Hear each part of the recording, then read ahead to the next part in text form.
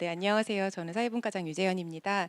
저희 AI 전환과 일자리의 미래 릴레이 간담회 벌써 3회차를 이렇게 맞이하게 되었습니다. 오늘이 사실 이제 마지막 자리인데요, 공개적으로. 지금까지 저희가 1회차에서 이야기를 나눴던 것은 현장에서 실제 노동을 하시는 분들의 이야기를 들었습니다.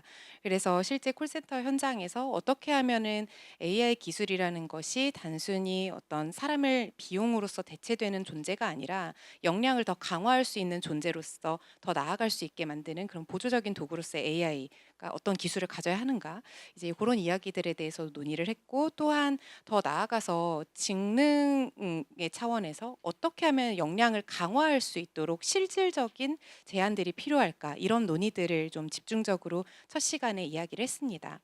이 두 번째 시간에는 사실 저희가 기업 차원에서는 그럼 과연 어떤 니즈가 있고 실제 시장에서 필요로 하는 인재는 어떤 사람들인가, 여기에 대한 고민들을 또 같이 공유를 했었는데요.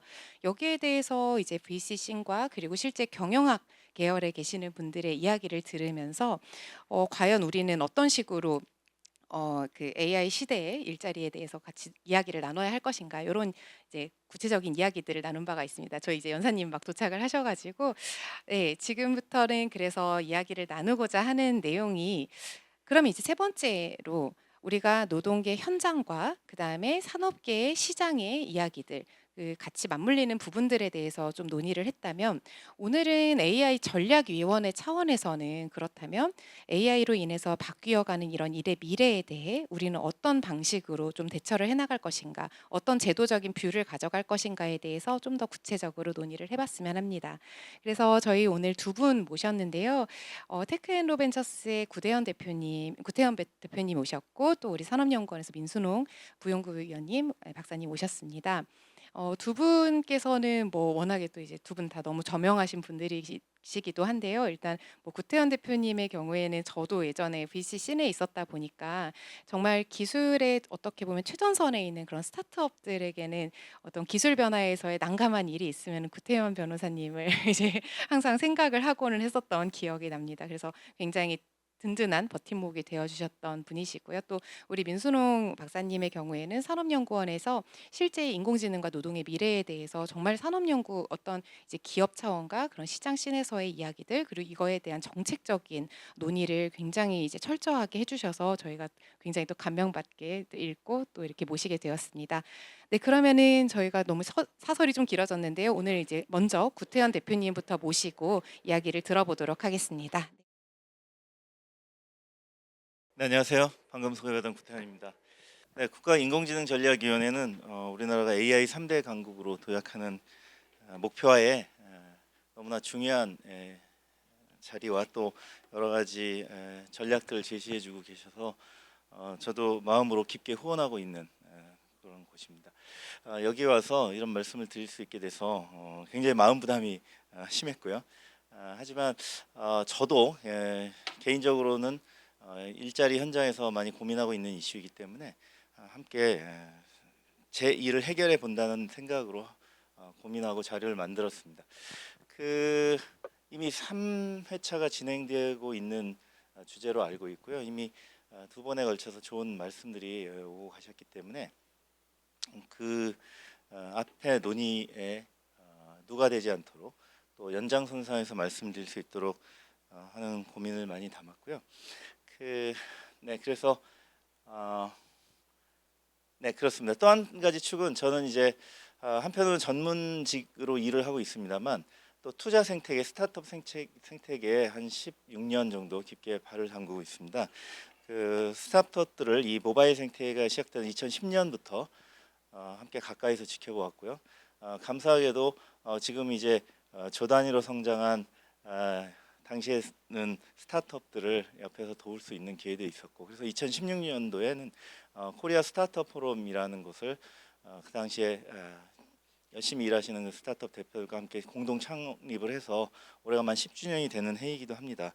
그래 이제 이번 정부도 창업 국가라는 것을 크게 내세우시고 새로운 시대를 맞는 미래를 책임질 우리 기업들, 그런 스타트업들을 육성하는 노력도 함께 하고 계시기 때문에 결국 자본주의 경제에서 일자리는 기업이 만드는 것이라는 것이 기본 축입니다. 한데 그런 기업들이 이제는 과거와 다른 모습으로 전개될 것이라는 고민하에서 그런 스타트업 생태계와도 함께 고민을 나누면서 계속 일을 하고 있기 때문에 그런 쪽과 함께 고민을 좀 담아보았습니다.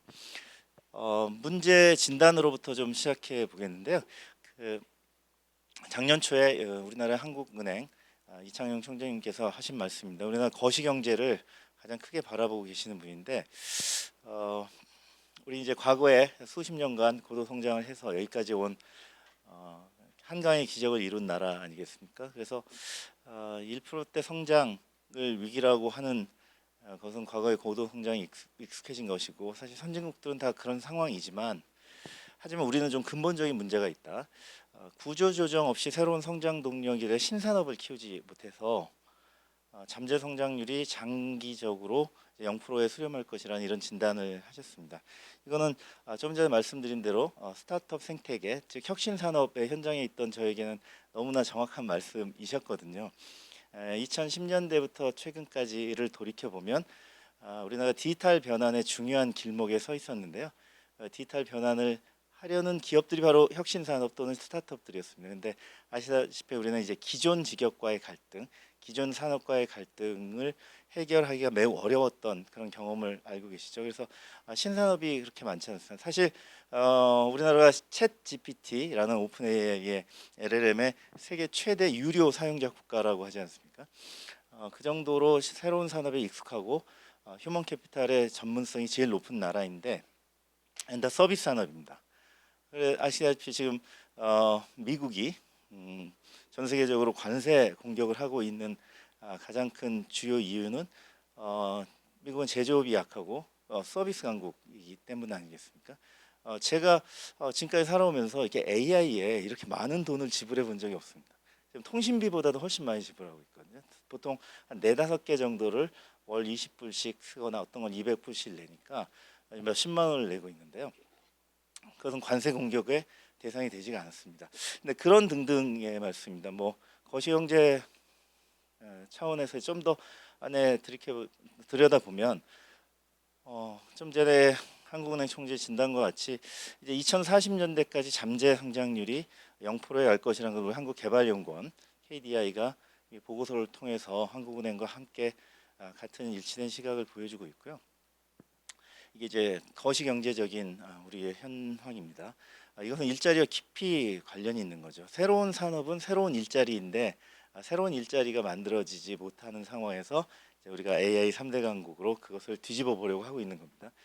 또 한편의 위기 요인은 역시 말씀드린 것과 마찬가지인데 디지털 변환이 원활하지 않았다는 얘기는 디지털 변환을 토대로 하는 AI 변환도 어렵다는 이야기가 됩니다.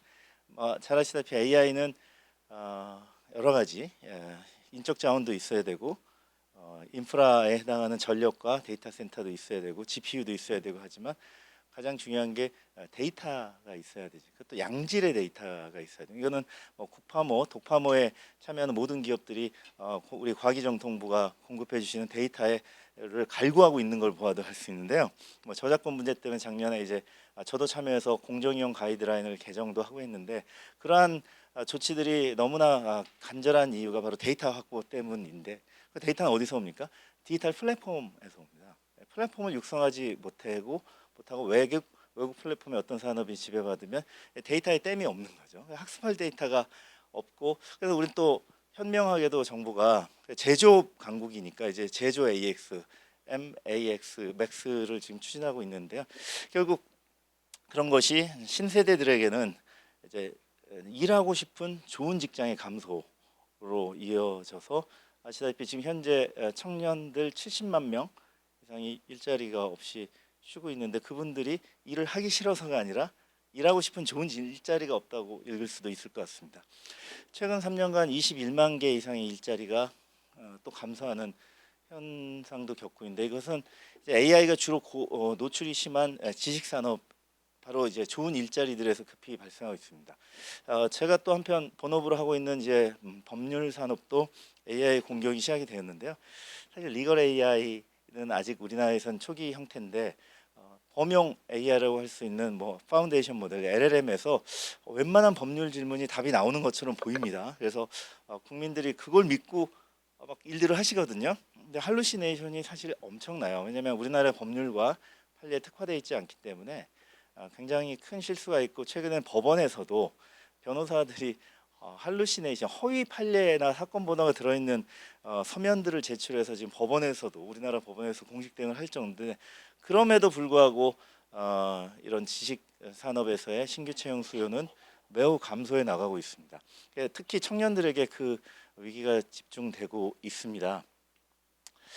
그 AI는 잘 아시지 이제만 여기가 AI 전략위원회이기 때문에 그 본질에 대해서는 잘 아실 텐데, 너무나 이제 사람의 이 아주 뛰어나게 할 수 있는 것을 잘 합니다. 사실은 아직은 책에 써 있는 지식을 학습한 수준이고, 현장에서 눈, 코, 입 같은 오감을 통해서 경험한 것은 없는 수준이라서 그 현장의 문제를 해결하기는 어려울 것 같지만, 이렇게 산업에 파급력이 미친 건 현장에는 숙련된 고참들이 있기 때문이거든요. 숙련 노동자들이 계시니 그분들은 이 AI를 만나면 정말 와, 진짜 10명의 전문가를 데리고 일하는 것 같다, 그런 말씀들을 하시는, 그런 말씀들을 하시는 분들을 잘 보면 박사급 인력들, 아주 고참들, 이런 분들은 너무너무 좋아하세요.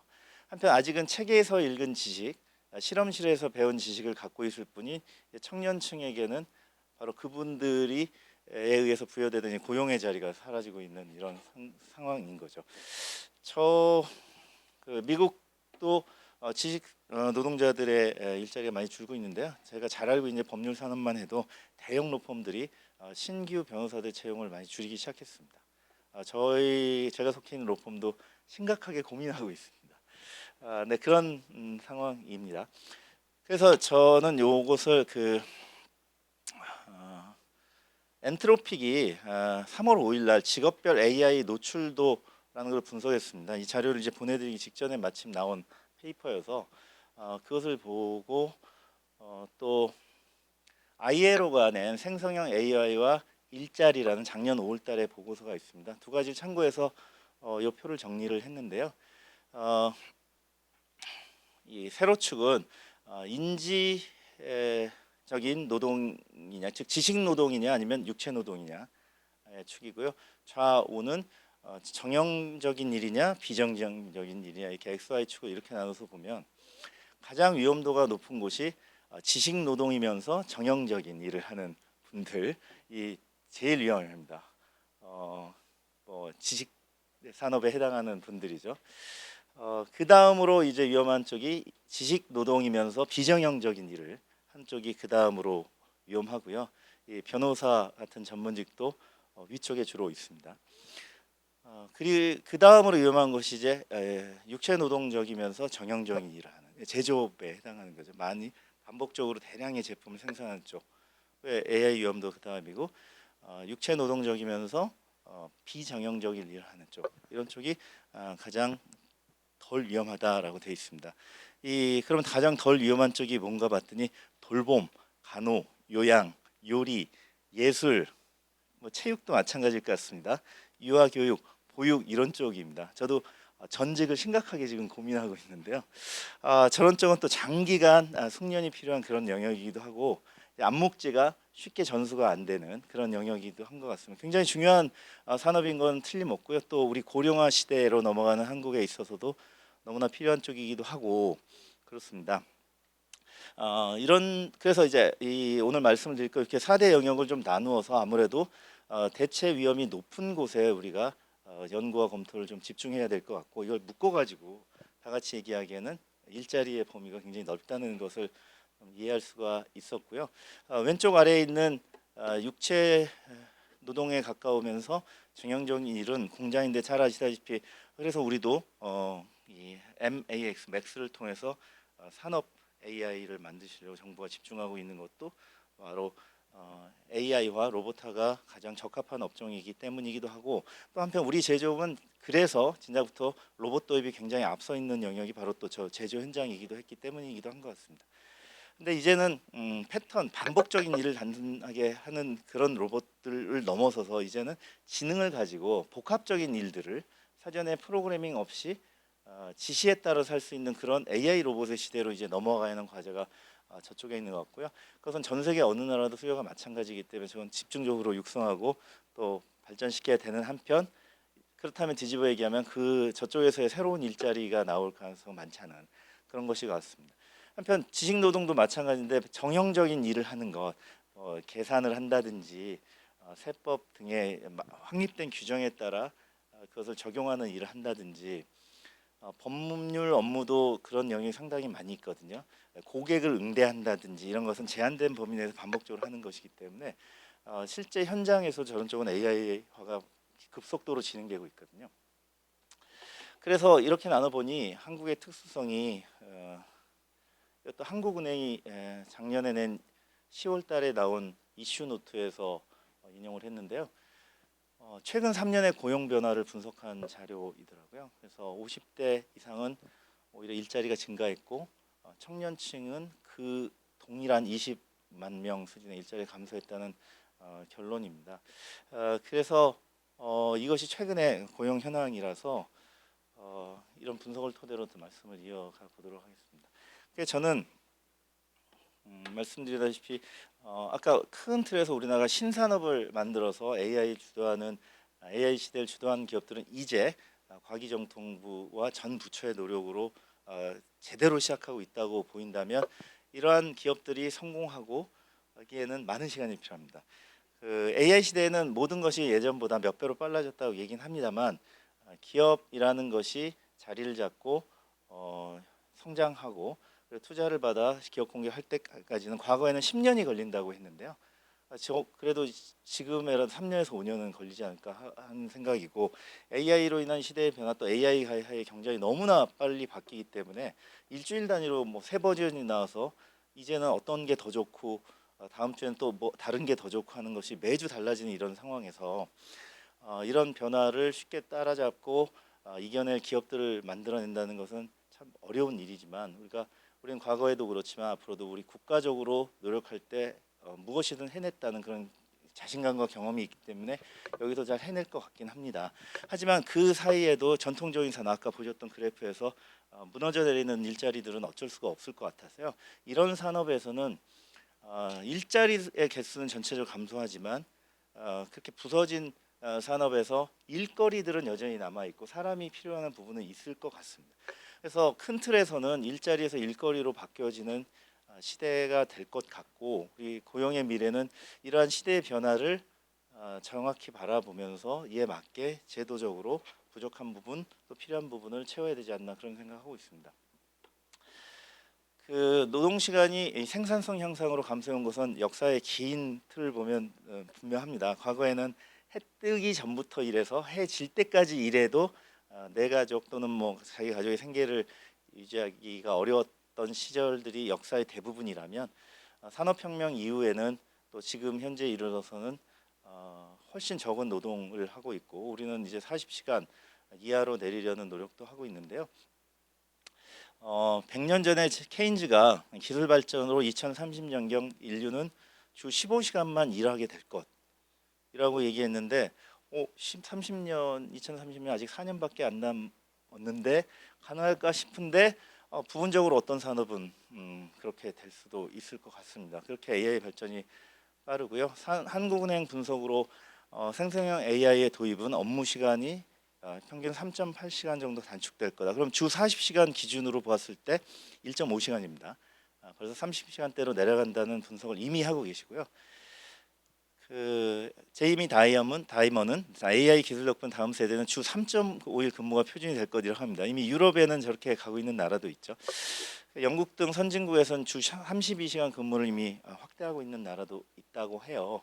이게 일자리를 유지하면서 노동 시간을 줄여서 그걸 일자리 보존하려는 고육지책이 아닌가 하는 생각도 들고요.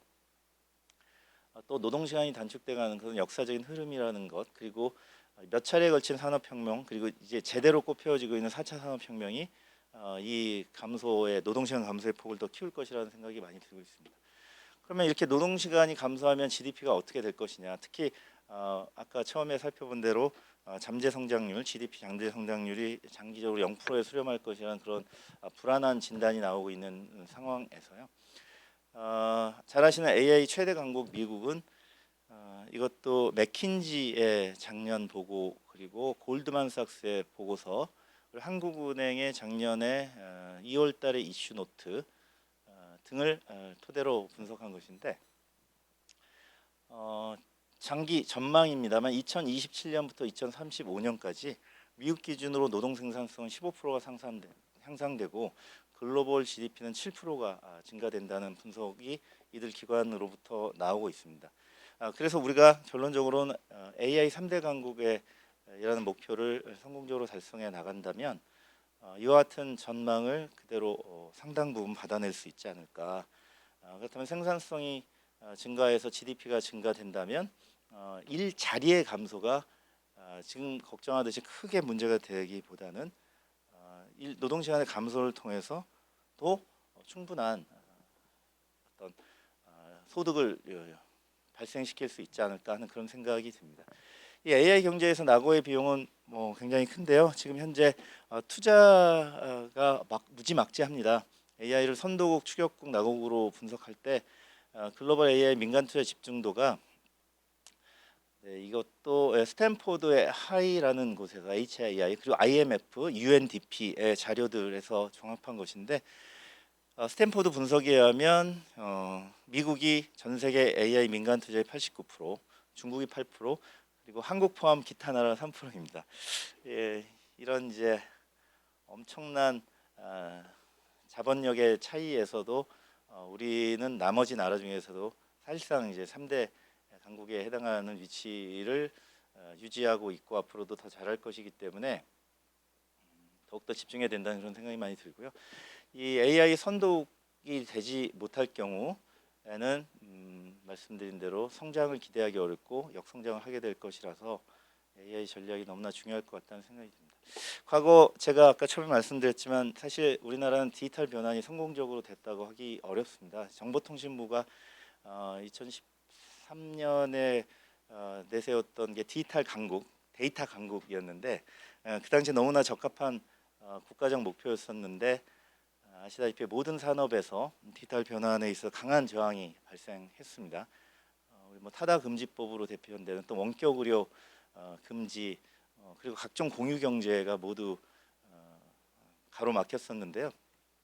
최근에 이제 규제 샌드박스를 통해서 과기부 규제 샌드박스부터 이제 여러 부처가 노력을 해주고 계신데 아직도 실증 특례를 좀 하고 있는 그런 산업이 많고요. 다행히 원격 의료 비대면 진료만큼은 작년 12월에 허용하는 법이 통과돼서 이제 올해 12월부터 시작될 예정인데 바로 그게 이제 문제인데 우리가 새로운 일자리를 만드는 기업을 양성하기 위한 특히 AI 강국을 뒷받침할 AI 선도 기업들을 만들려면 당연히 데이터가 필요한데 이런 디지털 변환의 실패가 해당 산업의 아날로그 상태로 머물러 있는 또는 정보화돼서 데이터 형태로 머물러 있는 데이터를 모아내는데 실패했다는 이야기가 되거든요. 그래서 의료 AI만 놓고 얘기해 보면 그렇습니다. 우리나라는 의료 산업은 정말 정보화가 완벽하게 돼 있는 산업입니다. 모든 것이 데이터로 이루어집니다.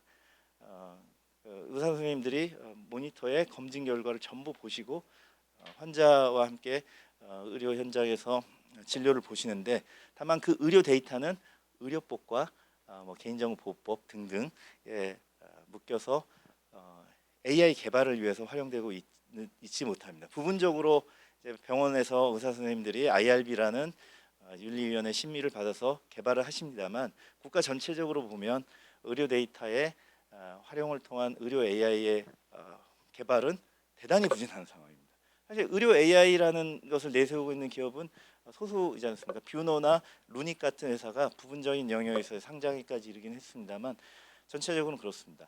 국립암센터 원장님이 우리 데이터가 너무 많고 대부분은 암이라는 중병 이 환자들이 많이 돌아가신 분들의 데이터인데도 활용을 못하고 있다 이런 말씀을 하시는 걸 들었거든요. 사실 사람은 호랑이는 죽어서 가죽을 남기고 사람은 죽어서 이름을 남긴다 할 때 그 이름이 저는 개인정보인 것 같아요. 남긴 이름은 쓰라는 얘기 아니겠습니까? 근데 돌아가셨는데 그걸 AI를 개발해서 암 환자들의 진단과 항암제의 개발에 활용하면 너무 좋을 것 같은데 잘 안 되고 있습니다. 그 이유가 아시는 이제 비대면 진료 플랫폼 육성 실패입니다. 이제 비대면 병원들이 걱정하는 이유는 병원 안에 있는 데이터는 철저한 보호를 해야 되기 때문에 잘못 쓰다가는 큰 화를 입잖아요. 비대면 진료 플랫폼에 있는 정보는 사실 아시다시피 이제 PHI라고 해서 개인 건강 정보가 되거든요. 그래서 이용자의 동의를 받아서 활용할 수가 있게 됩니다. 뭐 이런 식의 이제 디지털 변환들이 이루어지지 않으니 데이터를 많이 모으고 있는 민간 기업이 부족합니다. 학습할 데이터가 부족한 상황이죠. 이걸 이제 결국은 이제 일자리 새로운 시대 AI 시대에 해외 AI들의 공습 그리고 AI 선도국이 되기 위한 기반이 바로 디지털 변환들이었고 데이터 관점에서는 중요한 데이터 집적이었는데 그 이제 어떤 상황에서 이걸 어떻게 해결할지 좀 고민이 많이 있습니다. 기술은 빠른데 제도와의 속도의 비대칭으로 이것도 분석할 수 있고요. 그리고 걱정되는 것은 AI를 도입하면 AI 기업들만 잘 되고 나머지 기업들은 다 도태되거나 기존 산업은 다 낙후되는 거 아니냐. 그리고 신규 진입자 아까 이제 분석에서도 보듯이 청년들의 일자리는 다 없어지고 고참들만 잘 되는 거 아니냐. 물론 그 고참들도 장기적으로 어떻게 될지 모르겠지만 경력 사다리가 지금 붕괴되는 거 아니냐.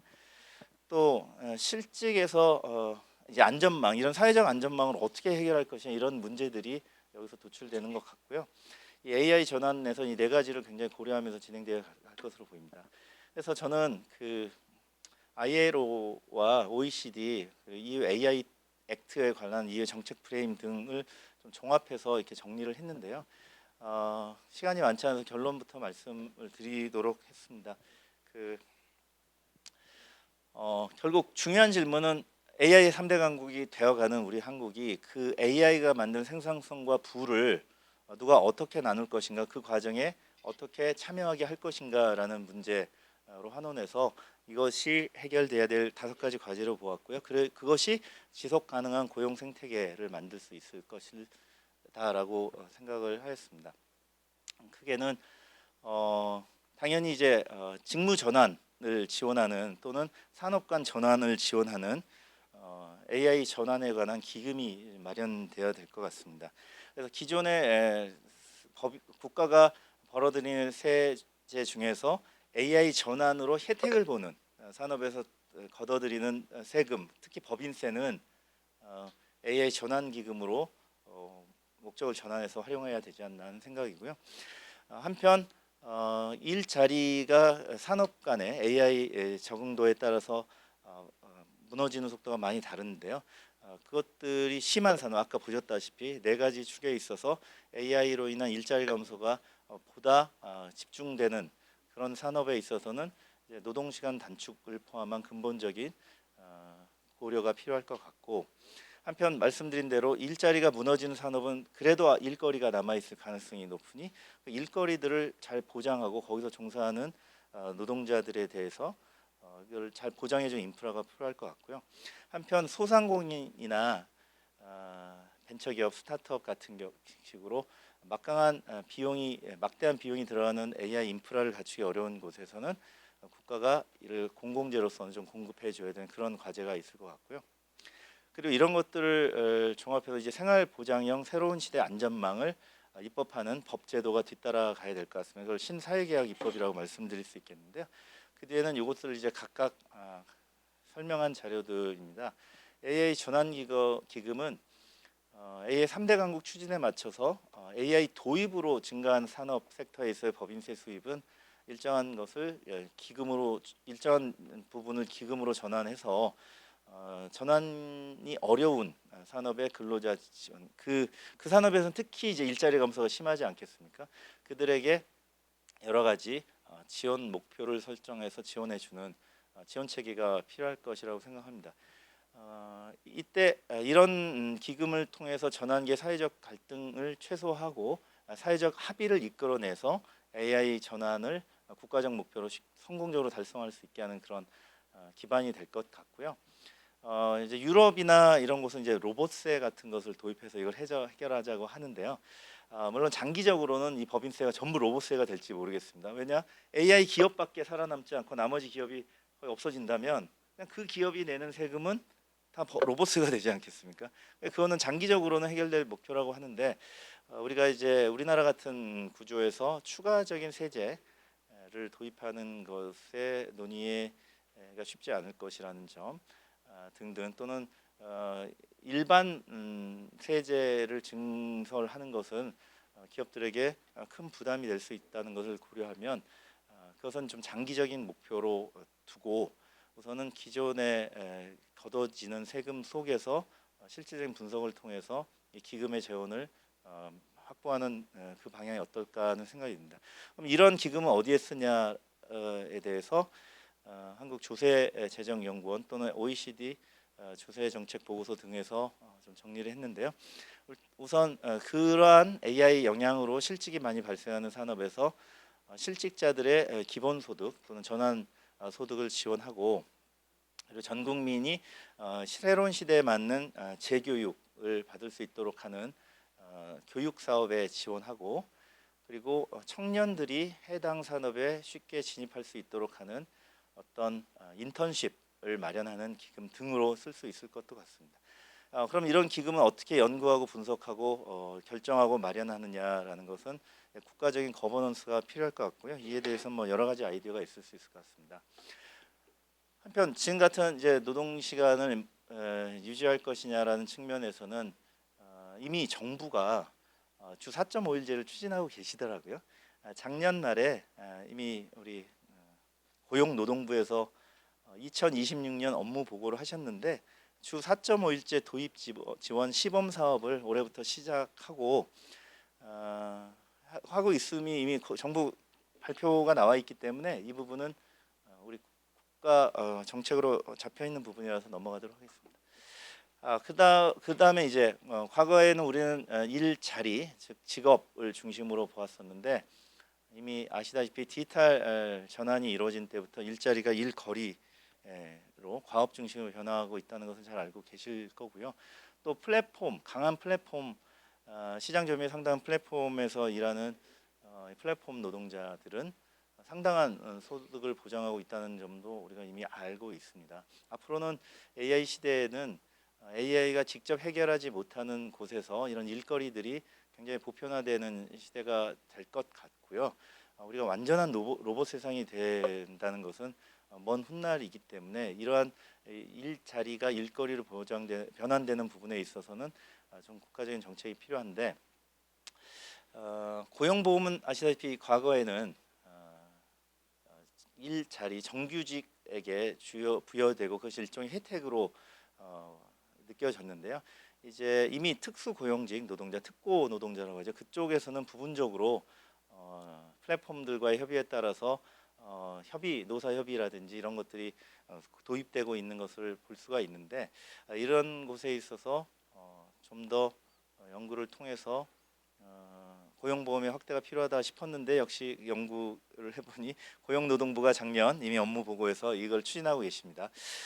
프랑스 등의 휴직형 리스킬링 계좌라든지 또는 국가공인 마이크로 자격이라는 제도들이 있어서 여기에 좀 소개를 했고요. 휴직형 리스케일링 계좌라는 것은 개인 학습 계좌인데 개인들에게 일정한 국가가 지원하는 재교육 비용을 지원하는 계좌를 만들어서 교육기간 동안에는 실질적으로 전직을 할 수 있도록 하는 것을 개인들의 계좌로서 해결한 제도입니다. 참고할 만한 것 같고요. 한편 마이크로 자격이라는 얘기가 많이 나와서 그걸 정리했는데 짧고 집중적인 학습으로 특정한 역량, 아직 AI가 해결하지 못하는 그런 역량을 인증하는 소규모 자격증을 만드는 법입니다. 유럽 카운슬에서도 EC에서도 권고 보고서가 이미 22년 6월에 나온 적이 있고요.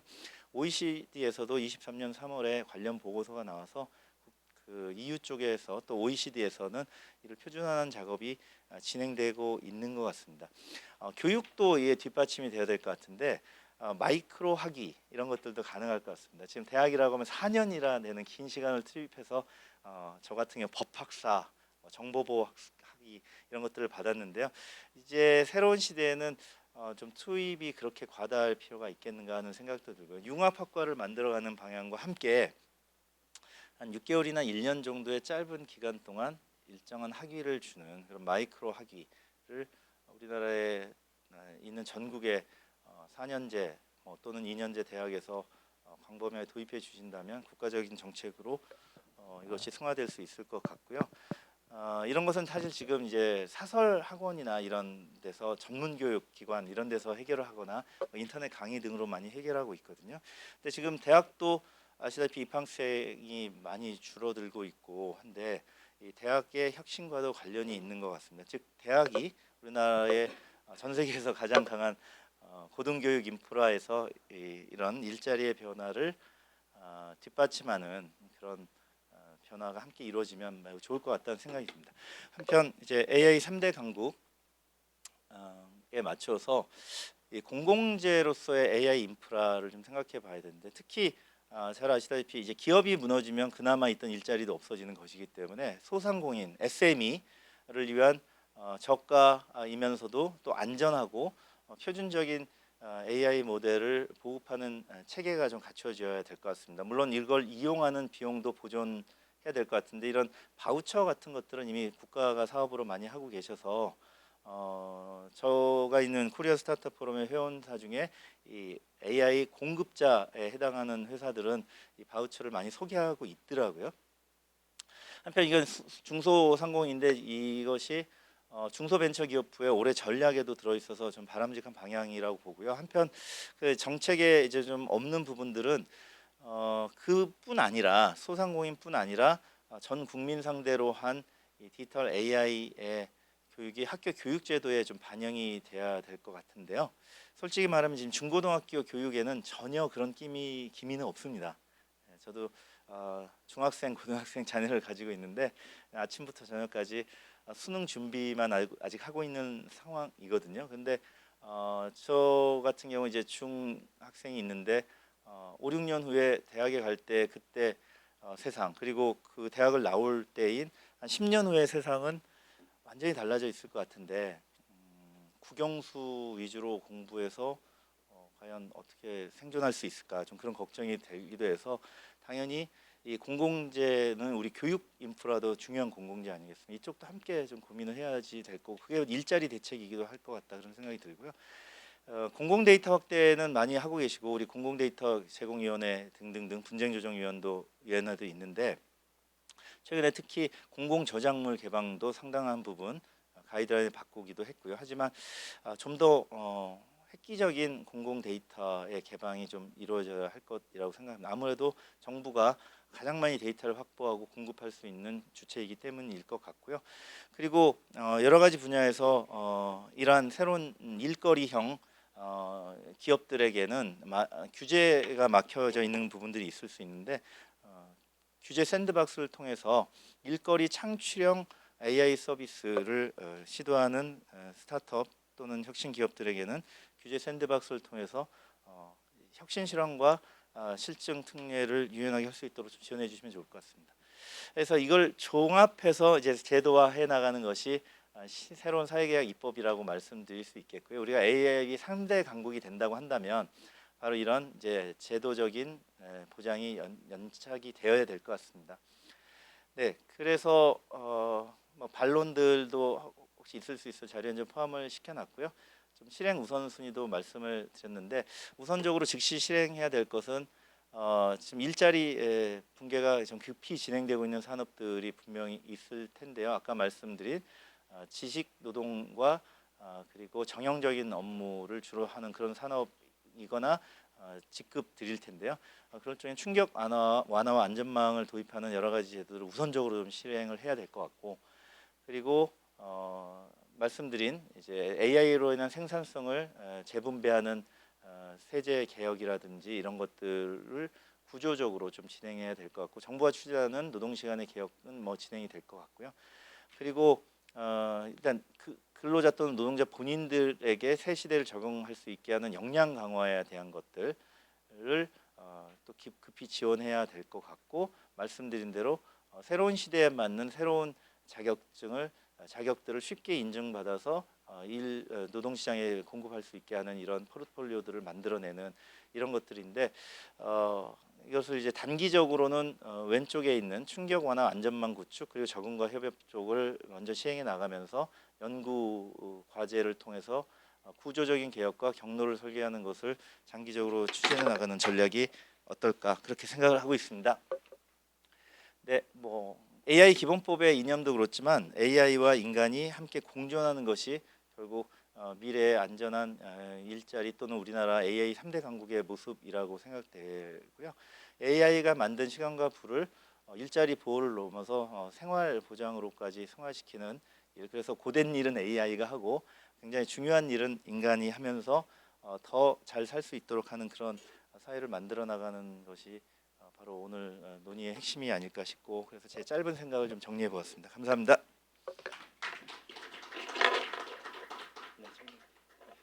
이어서 민순홍 박사님께서 나오셔서 또 AI 일자리 지속 가능 노동을 위한 생태계에 대해서 논의해 주시겠습니다. 박수로 맞아주십시오. 네, 안녕하세요. 저 산업연구원 민순홍입니다. 네, 산업연구원은 산업에서 발생하는 각종 현황뿐만 아니라 미래나 정책에 대한 부분들도 커버하고 있는데요. 제가 속한 이제 산업혁신 정책실에서는 산업에서 쓰이는 각 요소들, 저는 주로 노동을 담당하고 있는데 노동의 역할과 정책적으로 우리가 산업 부흥을 위해서 노력해야 될 부분들이 어떤 부분인지 좀 살펴보고 있습니다.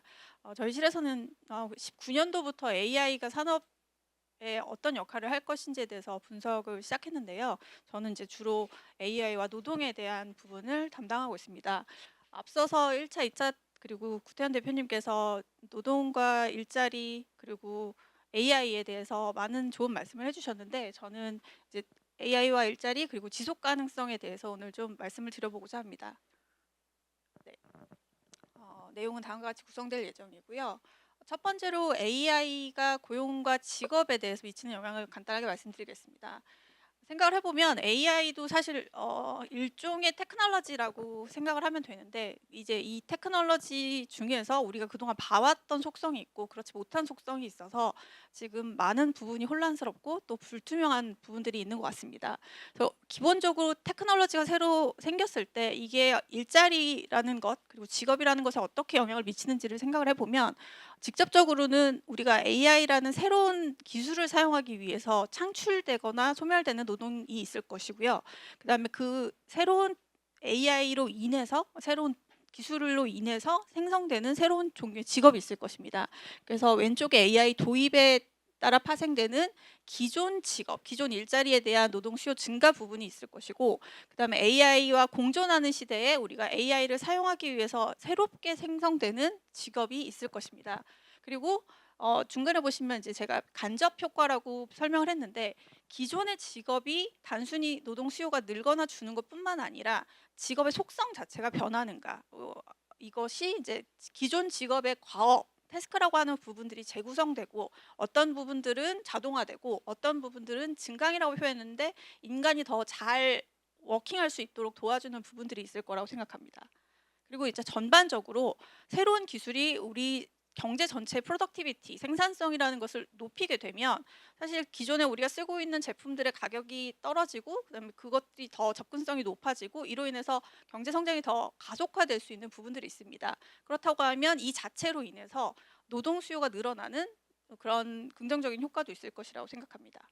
보시면 일자리 아니면 고용 이 부분에 초점을 맞춰보면 직접 효과 두 가지는 사실 AI로 인해서 고용이 늘어날 수 있는 여지가 좀 더 크다고 볼 수 있습니다. 당연히 프로덕티비티 이펙트도 경제 성장 그리고 경제 규모가 커지면 그거에 따라서 고용이 늘어날 수 있을 것이고요. 근데 가장 문제는 이 간접 효과 중에서 자동화에 관련된 이 고용 마이너스 효과에 대한 부분입니다. 사실 어떤 종류의 기술이든 자동화를 통해서 고용을 감소시키는 효과는 다 내재되어 있는데, 로봇도 그렇고 컴퓨터도 그랬고요. 그 속성이 AI는 기존에 있던 것들과 조금 다른 부분이, 기존에는 다 루틴화된 영역들만 자동화를 해서 일정 부분 자동화되고 나머지 부분은 계속 사람이 할 수 있는 영역으로 남아 있었던 부분이 있었는데, 사실 AI는 이 자동화될 수 있는 부분이 너무 커서 우리가 그것에 대한 우려가 굉장히 큰 것 같습니다. 하지만 동시에 AI를 쓰면서 우리가 지금 하는 일 그리고 앞으로 기존의 직업에서 정의되지 않았던 새로운 태스크가 생기면서 늘어날 수 있는 부분들도 있을 것인데요. 이런 부분들에 대한 고려를 생각하면 이제 제가 기존 직업 태스크를 좀 더 자세하게 설명을 드려보겠습니다. 어카운턴트라고 제가 표현을 했는데 예를 들어서 회계 쪽 업무를 담당하는 어떤 직원이 있다고 생각해 보면 이 우리가 회계 직무 또는 회계사 이렇게 정의를 할 때 굉장히 다양한 과업들로 이 회계사라는 직업이 정의될 수 있을 것입니다. 간단하게는 뭐 장표를 구성해서 뭐 데이터를 입력하는 것부터 시작해서 그 내용을 분석하고 그다음에 뭐 보고서를 만들고 뭐 CEO한테 보고를 한다던가 감사인에게 감사표를 제출할 수 있는 형태로 만든다거나 아니면 제가 감사인이라고 한다면 제출받은 감사표를 보고 그것을 감사하고 이것이 적절한지 판단하고 하는 여러 가지 직무들로 구성이 되어 있을 수 있겠죠. 그럼 첫 번째, 두 번째 같은 직무들이 대표적으로 자동화가 될 수 있는 직무라고 할 수 있겠습니다. 뭐 회계팀에 있는 장표 기입하는 입력원의 일 같은 경우는 전부 다 자동화가 가능할 수 있을 것이라고 생각을 합니다. 하지만 제가 하는 일이 그게 전부가 아니라고 하면 사실 세 번째나 뭐 n번째라고 표현한 부분들에 있어서는 제가 좀 더 지금 하고 있는 일보다 잘할 수 있는 여지들이 생길 것입니다.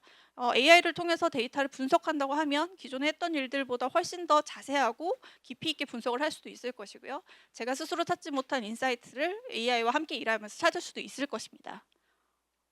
그다음에 오그멘테이션의 하나의 더 큰 부분은 이 AI로 인해서 제가 더 큰 영역으로 아니면 더 넓은 영역으로 제 업무 범위를 확장시킬 수 있다는 것인데요.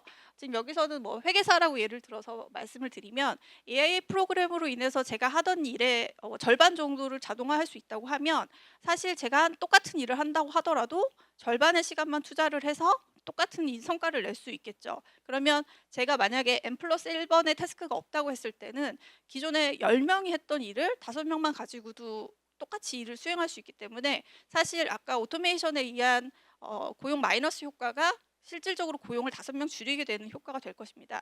그런데 만약에 이 남는 50%의 시간을 새로운 업무, 예를 들면 회계 규칙 같은 부분을 업데이트하거나 새로운 부분을 어떻게 리바이즈하는 쪽으로 회계사들을 투입한다고 생각을 해볼까요? 그렇게 한다고 하면 우리는 이 회계사라는 이 직종의 노동 수요가 더 늘어나게 되는 효과가 있을 것입니다. 실제로 2008년에 그 회계 규칙이 K갭에서 IFRS로 변하면서 회계사들이 해야 될 일이 그 당시 굉장히 많아졌고 단기적이지만 그런 규칙 변화로 인해서 늘어나는 고용들이 있었습니다.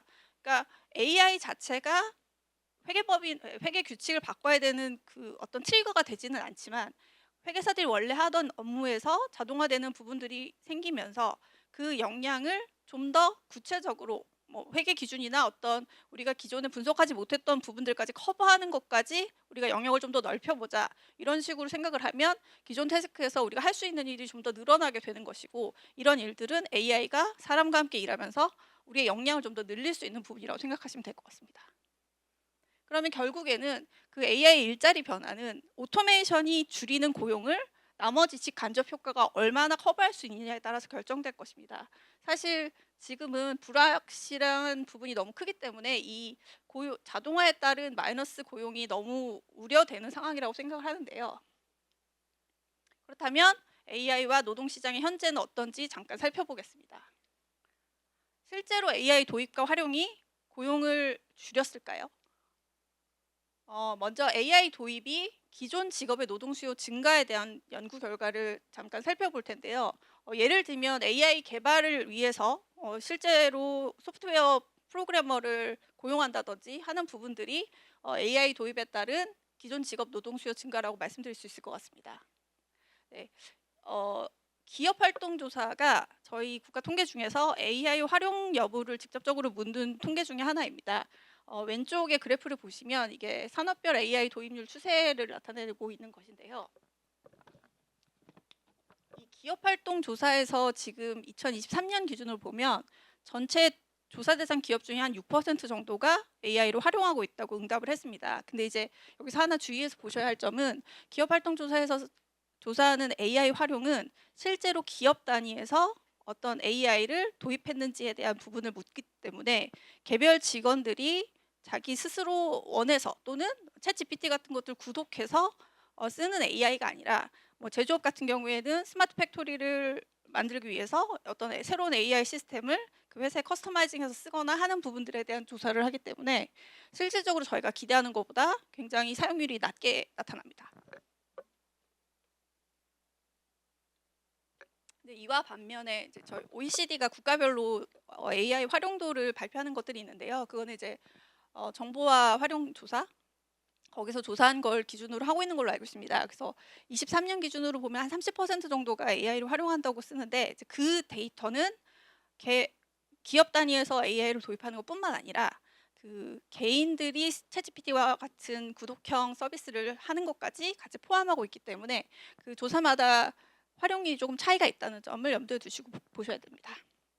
근데 기업 활동 조사에서 일단 2017년부터 조사한 AI 활용 여부를 보시면 전반적으로 증가를 하고 있는 추세긴 합니다만 그 저희가 기대했던 것보다는 도입률이 그렇게 높지 않습니다. 그리고 AI를 도입한 기업들의 특성이 있는데 상대적으로 매출 자산 고용 규모가 큰 그러니까 우리가 소위 말하는 대기업 중심으로 AI가 먼저 도입되고 있는 패턴이 발견되고 있습니다.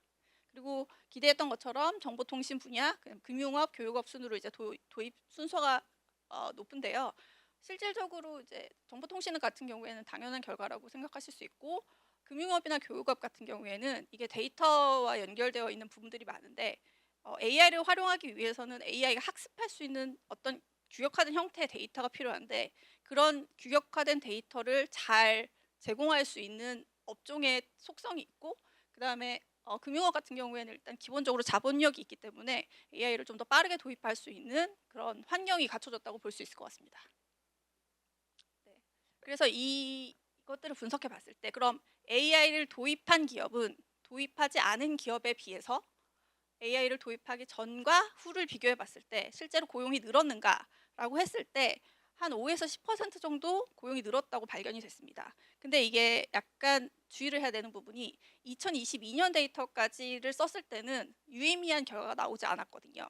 근데 23년 데이터를 업데이트하고 났더니 5에서 10% 정도 증가하는 걸로 나타났습니다. 그러니까 도입률이 어느 정도 지금 6%까지 23년에 6%까지 올라왔는데 도입률이 어느 정도 보장이 된 상태여야 우리가 통계적으로 유의미한 결과를 볼 수 있다라는 결과를 도출할 수 있고요.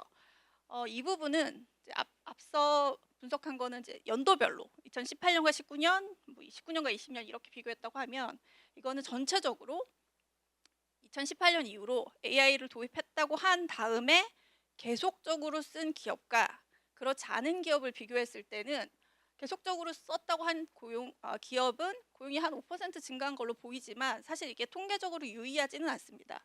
그래프를 보시면 파란색이 전부 다 이 0점선 아래로 내려와야 통계적으로 유의미하게 고용의 차이가 있다라고 할 수 있는데 이 부분 같은 경우에는 사실 이 통계조사에서 AI를 최초로 도입한 이후에 계속적으로 썼다고 하는 기업의 수가 그렇게 많지 않습니다. 사실 이 부분도 데이터가 좀 더 쌓이고 도입한 기업들의 숫자가 늘어나면 어느 통계적인 유의미성이 확보될 수도 있다고 봅니다. 그래서 간단하게 실사점을 살펴보시면 기업 단위의 AI 도입은 사실 해당 기업이 원하는 AI 기능 개발이 필요하기 때문에 개발자, 소프트웨어 개발자나 그 산업에 특성화된 도메인 전문가가 필요할 수 있습니다. 그래서 이런 부분들로 인해서 일정 부분 고용이 늘어났다고 생각할 수도 있고요. 그다음에 AI 도입이 기업의 노동 수요를 증가시킬 때까지는 저희가 어떤 통계적으로 유의미한 결과를 보기 위해서는 사회 전체적으로 일정 규모 이상의 도입률이 확보되어야 그것이 가시화됐다고 볼 수 있을 것 같습니다. 그리고 세 번째는 AI 도입 자체를 봤을 때 실질적으로 대기업이 중소기업보다 AI를 좀 더 빨리 도입했다는 점도 우리가 좀 주목해 봐야 될 것 같은데 이것이 당장 노동에 어떤 영향을 미치진 않더라도 중소기업과 대기업 간의 격차를 벌일 수 있는 어떤 시발점이 될 수 있다고 생각합니다. 그래서 AI 자체를 쓰는 것, 그것에 대한 부분도 노동의 관점에서도 중요하다라고 말씀드릴 수 있을 것 같습니다. 그렇다면 두 번째, AI 활용이 직업 내 과업의 재구성을 가져왔는지 두 번째 이 부분을 한번 살펴볼 텐데요. 사실 기존 직업 안에서 태스크가 재구성됐는지를 직접적으로 보기는 어렵습니다. 저는 사실 거의 불가능하다고 보는데 일부 미국에서 챗 GPT와 같은 제너레이티브 AI가 도입된 이후에 고용이 어떻게 변화됐는지를 가지고 간접적으로 이 부분에 대한 검증을 시도하고 있습니다. 그래서 호세시니와 리히틴저가 2025년에 내놓은 연구 결과가 있는데요. 미국의 이력서와 잡 포스팅과 실제로 그 이력서를 연결해서 생성형 AI 도입 이후 2022년에 생성형 AI가 도입된 이후에 구인 공고가 어떻게 변했는지, 그리고 구인 공고에서 AI라는 부분들이 언급되어 있는 부분을 분석해서 그것과 실제로 그 기업들의 고용이 어떻게 변했는지를 분석을 한 부분입니다. 결과적으로는 이제 오른쪽에 보시면 파란색으로 나타나 있는 시니어 직급의 고용, 그다음 빨간색으로 나타나져 있는 주니어 직급의 고용이 확연하게 구별이 되는데요. 신입 직급의 고용이 감소됐다고 발표를 했습니다.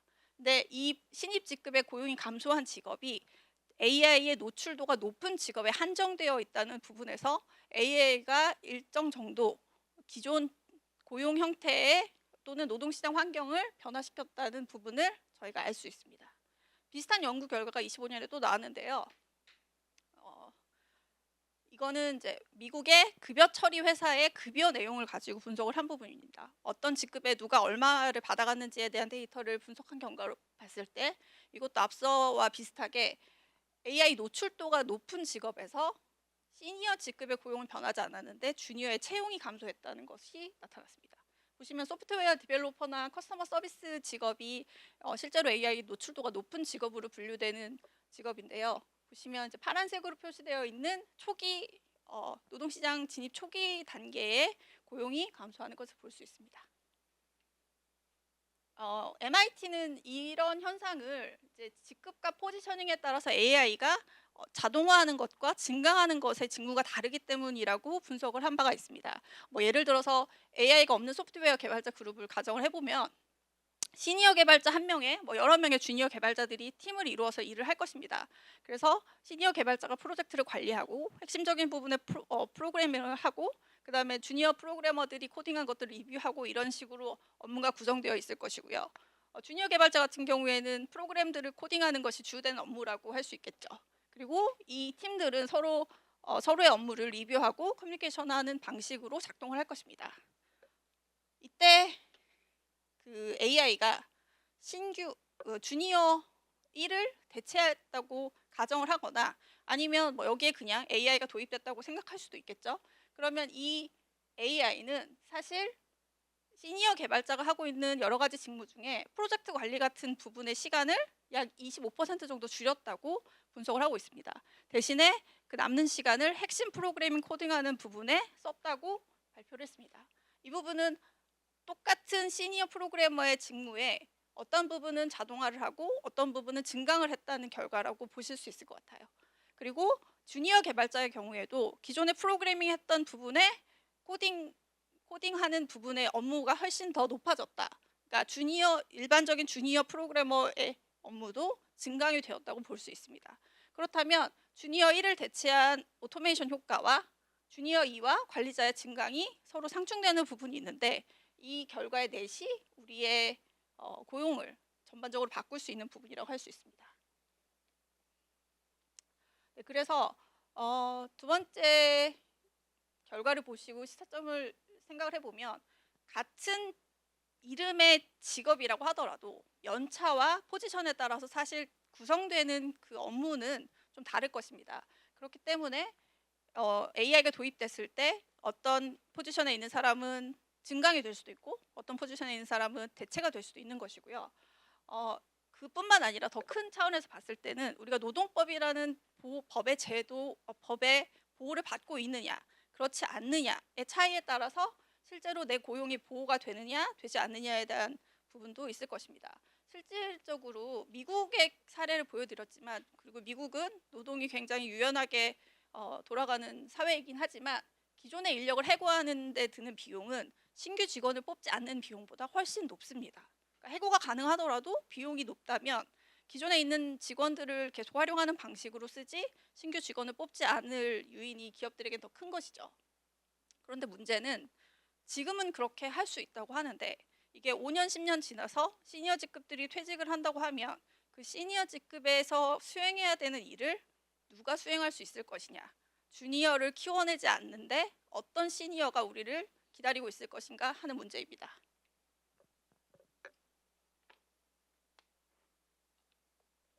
그러면 비슷한 결과가 한국에도 있느냐 이 부분이 궁금한데요. 사실 이제 상충되는 결과 연구 보고서 2개가 있습니다. 아까 구태현 대표님이 설명해주신 그 연공서열 바이어스에 대한 연구 결과가 한국은행에서 발표된 게 있고 올해 국회 예산처에서 발표된 부분이 있는데 국회 예산처에서 발표한 내용은 사실 앞서 말씀드린 미국 데이터와 정확하게 일치하는 분석은 아닙니다. 근데 ILO가 제너레이티브 AI가 어떤 직업에 가장 많이 영향을 줄 것인가에 대한 지표를 산출한 부분이 있는데 그것을 고용통계에 적용해서 실제로 고용이 변했는지 특히 청년 직종에서 채용이 감소했는지를 분석했습니다. 근데 이 결과에서는 청년층에서도 아직까지 AI 때문에 고용이 감소하지는 않았다라고 발표했습니다. 그러니까 한국은행의 경우에도 사실 직접적으로 기업 단위의 데이터 또는 구직자 단위의 데이터를 가지고 분석을 한 것은 아니라 좀 간접적인 결과를 통해서 청년층의 채용이 감소됐다 이렇게 발표를 하긴 했는데요. 실질적으로 그 청년층 채용이 감소한 것이 우리나라 노동시장에서 청년층 채용이 전반적으로 감소하고 있는 패턴이 나타난 것인지 AI가 직접적으로 주니어 직급의 채용을 없애는 것인지에 대해서는 아직까지는 좀 불확실한 부분이 있는 것 같습니다. 그렇다면 왜 한국과 미국의 과업 대체 정도는 다르게 나타났을까요?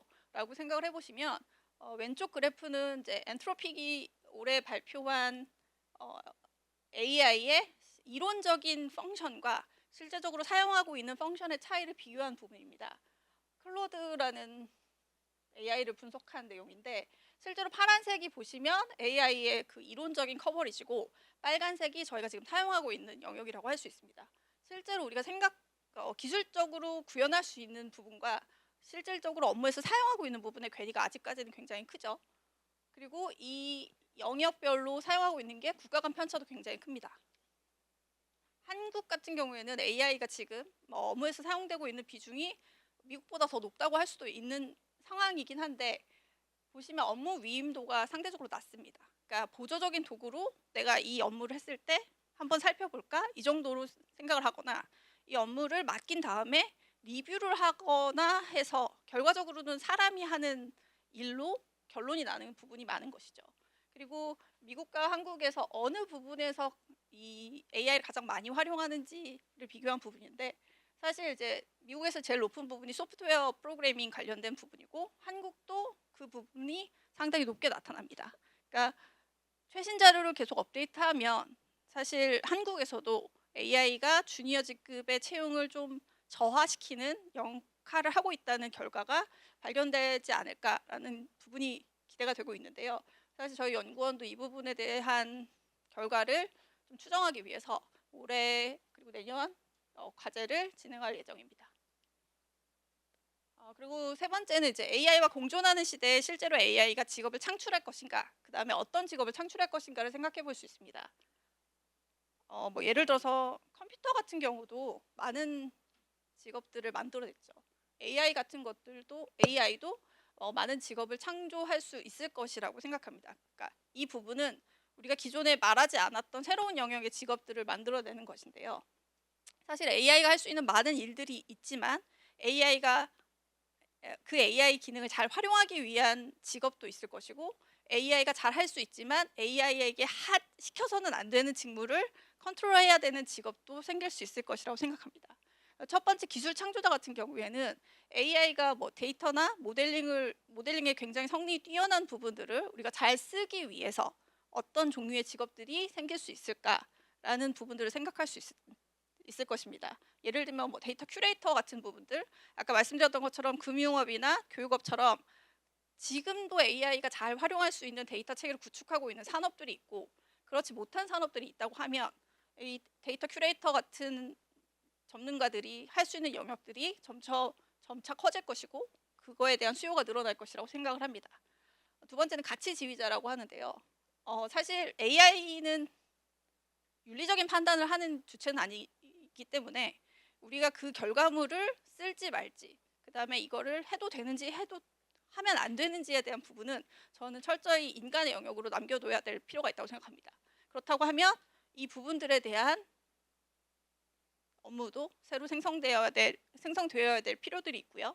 세 번째는 사회 수호자라고 제가 이름을 붙였는데 AI가 할 수 있는 영역이 너무 넓어지다 보니까 사실 보안에 대한 이슈가 굉장히 커지고 있습니다. 특히 에이전틱 AI가 나타나면서 개인 정보에 대해서 접근성이 늘어나거나 그걸 활용해서 어떤 업무를 지시하고 있을 때 어느 정도까지 우리가 AI에게 접근을 허용할 수 있을지, 허용해야 되는지, 그다음에 그것을 넘어선 범위에서 AI가 일을 한다면 우리가 그것을 어떻게 컨트롤할 수 있는지, 그것에 대한 부분들이 필요할 거라고 생각합니다.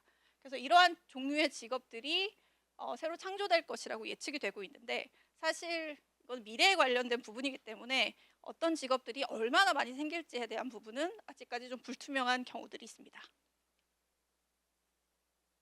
네, 그래서 기본적으로는 AI와 공존하고 AI의 새로운 기능을 효율적으로 활용하기 위해서는 이걸 적절히 통제할 수 있는 인간의 새로운 역할이 부여돼야 된다고 생각합니다. 그리고 이런 직업이 새로 생긴다고 하면 그 직업에 필요한 스킬들이 어떤 것인지, 그 직업들이 어떤 일을 할 것인지에 대해 선제적으로 정의를 하고 그것에 대해서 교육 훈련하는 과정들이 진행이 되어야 될 것입니다. 근데 문제는 이게 가장 우려되는 부분인 것 같습니다. AI가 너무 빠르게 발전을 하고 있죠. 사실 2020년 이전까지만 해도 그 왼쪽에서 보시는 것처럼 AI 발전 속도가 그때도 빠르다고 했는데 22년 이후에는 점점 더 빨라지고 있고 짧은 시간에 더 많은 성능들이 개발되고 있습니다. 오른쪽을 보시면 스탠포드 HAI 연구소에서 발표된 부분인데 거의 모든 영역에서 AI가 인간의 퍼포먼스만큼 일을 수행할 수 있다고 분석되고 있습니다.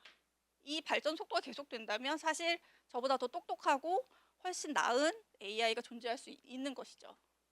그리고 또 하나는 에이전틱 AI라는 부분, 그다음에 피지컬 AI라는 부분으로 AI가 점점 더 확장되고 있기 때문에 사실 지금 수준에서 그다음에 LMM 기준으로 봤을 때는 수행할 수 없는 영역의 부분까지 AI가 우리의 일을 대체할 수 있을 것입니다. 예를 들어서 제조업 같은 경우에는 피지컬 AI, 특히 휴머노이드 로봇이 굉장히 생산직 일자리들을 대체할 수 있을 것이라고 예상이 되고 있고, 그다음에 또 하나는 자율주행차 같은 부분들도 지금 인간이 할 수 있는 영역을 굉장히 많이 대체하지 않을까라는 우려가 있습니다. 사실 IMF나 ILO 같은 부분에서 제너레이티브 AI가 인간을 얼마나 대체할 것인가 하는 지수에서 트럭 드라이버 같은 운전사들은 굉장히 그 지수가 낮은 걸로 분석이 되고 있습니다. 왜냐하면 그건 피지컬 AI에 대한 영역을 아직 커버하지 않았기 때문이죠. 근데 수년 내에 피지컬 AI가 상용화되기 시작한다면 지금 생각하고 있는 것보다 더 큰 범위의 과업이 대체될 수 있기 때문에 우리가 아까 말씀드렸던 오토메이션의 노동 대체에 대한 공포가 훨씬 더 커질 수 있을 거라고 생각합니다. 그렇다면 AI와 우리의 일자리가 계속 공존하기 위해서는 일자리가 어떻게 변해야 될까요? 아까 말씀드린 그 회계사의 업무를 다시 가져왔습니다. 보시면 업무 시간에 단축이 된 부분이 있고 우리가 좀 더 일을 잘할 수 있는 부분들이 있다고 말씀을 드렸는데요. 오른쪽에 보시면 WEF가 지금과 2030년에 그 인간과 기계의 협업을 분리했을 때 어느 정도나 변할 것인지에 대한 분석을 보시면 인간이 하는 영역이 47%인데 앞으로는 그것이 33%로 줄어들 것이라고 예상을 했습니다. 근데 이 줄어든 부분의 80% 이상이 자동화를 통해서 AI를 통해서 자동화를 되는 부분이라고 설명을 하고 있는데요. 그만큼 우리는 우리의 주어진 업무 시간을 좀 더 줄일 수 있다고 볼 수 있습니다. 그렇다면 그 줄어든 업무 시간을 인간 중심의 과업에 조금 더 사용을 할 수 있겠죠. 예를 들면 제가 아까 말씀드렸던 것처럼 새로운 회계 규정을 만든다든지 아니면 기존에 수행했던 업무들을 좀 더 디테일하게 발전시킨다든지 할 수 있을 것입니다. 그리고 인간 중심의 과업을 제가 지금 6가지 정도로 분류를 했는데요. 특히 왼쪽 거버넌스, 컨트롤, 그다음에 책임, 리스폰시빌리티에 대한 부분은 사실 인간이 해야 하고 인간만이 할 수 있는 과업이라고 정의를 하는 것이 좋지 않을까라는 생각을 합니다. 예를 들어서 뭐 극도로 발달한 AI가 회계 정보를 전부 만들 수 있고 그것을 철저하게 감사할 수 있다고 생각을 했을 때 사실 거기서 어떤 종류의 오류가 발견했을 때 AI는 그 어떤 종류의 책임도 지지 않습니다. 그렇다면 결국에는 이 감사의 내용이 맞고 이 회계 정보가 옳다는 어떤 책임은 결국에는 이 업무를 컨트롤하는 인간이 져야 하는 부분일 것이죠. 그럼 두 번째는 인간과 AI의 협업인데요. 휴먼 인 더 룹이라고 이제 업계에서 많이 쓰고 있는데 AI가 발전을 한다고 하더라도 우리가 효율성 측면에서 비교를 해서 인간이 해야 하는 영역과 AI가 해야 하는 영역을 구별할 수 있다는 부분입니다. 예를 들어서 슈퍼바이저는 인간이 계속 수행을 하고 실제 업무는 AI 모델이 프로세싱을 할 수 있다고 했을 때 AI가 모든 일을 다 할 수 있음에도 불구하고 인간이 했을 때 훨씬 더 효율적인 영역들이 있습니다. 그리고 AI 스스로는 현재까지의 어떤 기술적인 한계나 또는 데이터 한계 등으로 인해서 캐치할 수 없는 오류들이 있는데 인간이 가지고 있는 직관과 통찰 이런 부분을 통해서 그 오류들을 교정할 수 있는 부분들이 있습니다. 그래서 이런 인간과 AI가 협업할 수 있는 구조를 만들어내는 것이 장기적으로 중요할 것이라고 생각합니다. 그리고 세 번째는 인간이 해야 되는 영역과 AI가 하면 안 되는 영역을 분리하는 것이 중요합니다.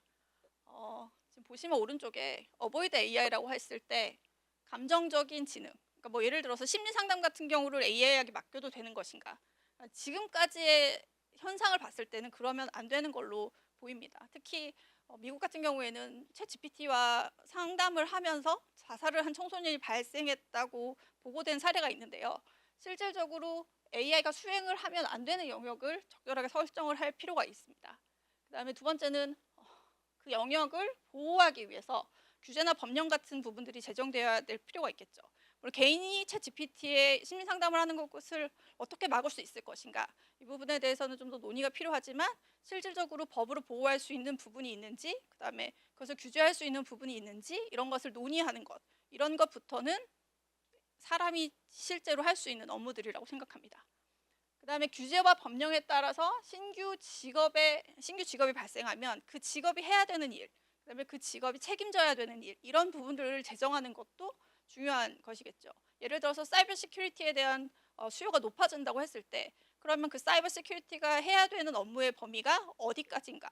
그것은 AI가 개인 정보에 어느 정도 접근을 할 수 있는지 허용하는 우리 사회적 합의와 그것에 대한 규제, 이런 부분들을 함께 고려했을 때 정의할 수 있는 부분이라고 생각합니다. 그다음에 규제와 법령 밖에 인간권의 보호와 가치의 재정립 등이 있는데요.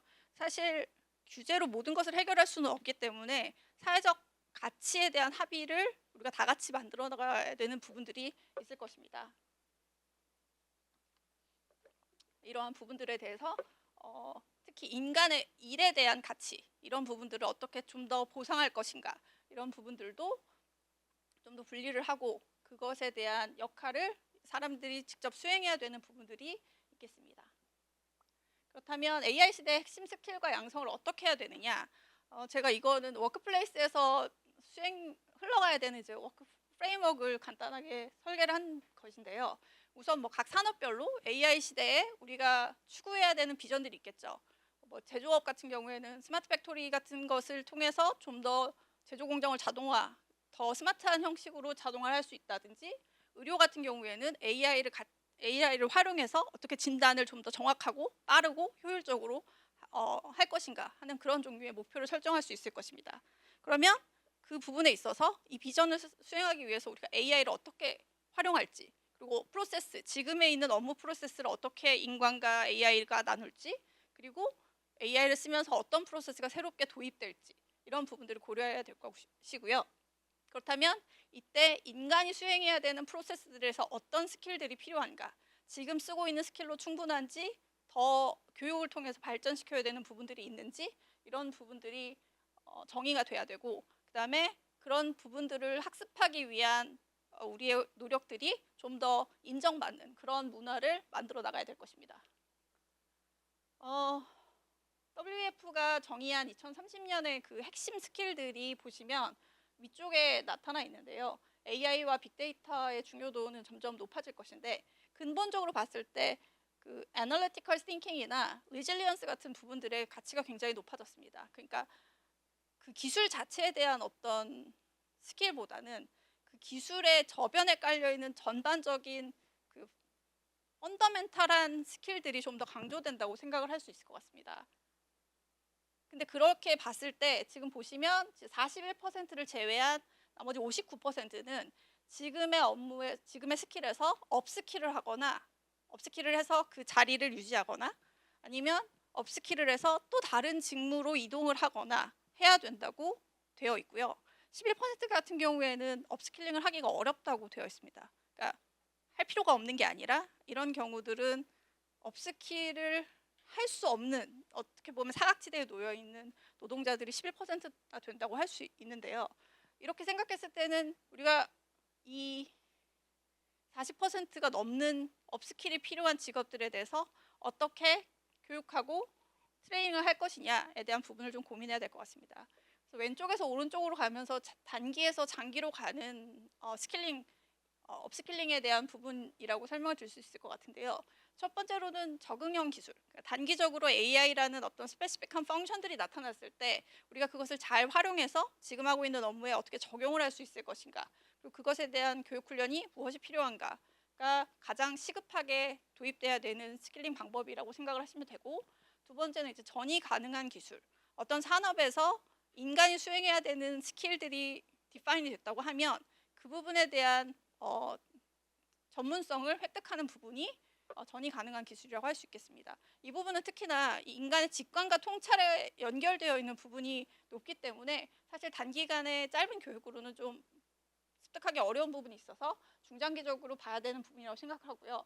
세 번째는 인간관계 역량이라고 표현을 했는데, 사실 미래에 인간과 인간이 계속 커뮤니케이션을 한 사회가 될지 인간이 AI와 주로 커뮤니케이션하는 사회가 될지까지는 제가 예측하기가 좀 어렵습니다만, 인간과 인간이 커뮤니케이션을 하는 것이 남아있는 사회가 좀 더 바람직하지 않을까라는 생각을 저는 합니다. 그래서 인간과 인간이 커뮤니케이션하는 것에 좀 더 가치를 부여하는 사회가 되고, 그리고 그 가치를 구현할 수 있는 부분을 인간관계 역량이라고 표현을 했는데요. 이 부분에 대한 스케일링도 계속적으로 발전시킬 수 있는 부분들이 있어야 될 것 같습니다. 두 번째는 지금 자라나는 청소년들을 어떻게 교육할 것인가에 대한 부분입니다. 사실 이게 좀 더 근본적인 문제라고 할 수 있는데요. 제가 초중 대학으로 나눴는데, 사실 초등학교와 중학교까지는 그 아까 말씀드린 애널리티컬 띵킹이나 리질리언스 같은 근본적인 지식, 그다음에 스킬을 쌓을 수 있는 쪽으로 교육이 좀 더 전환이 돼야 될 필요가 있을 것 같습니다. 그리고 제가 특히 강조하고 싶은 부분은 초등학교의 그 기초 단계의 수준인데요. 문해력 기초현상, 자연현상 관찰이라고 썼지만 사실 이 부분은 우리가 지금 배우고 있는 지식들을 앞으로 AI가 많은 부분을 수행할 수 있는 사회가 되더라도 기본적으로 인간들이 습득해야 될 필요가 있다는 부분을 강조하기 위해 썼습니다. 그리고 초등학교 단계에서는 사실 AI를 활용하면서 교육을 하는 것보다는 인간 자체의 지식을 쌓을 수 있는 충분한 시간을 주는 것이 좀 더 중요한 부분이라고 생각을 합니다.